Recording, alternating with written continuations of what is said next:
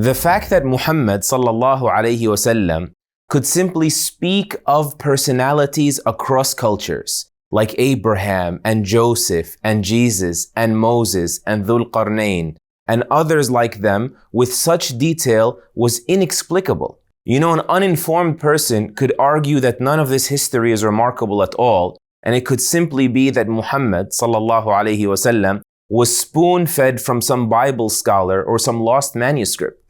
The Qur'an itself responds to this accusation about this historical precision being spoon-fed from elsewhere.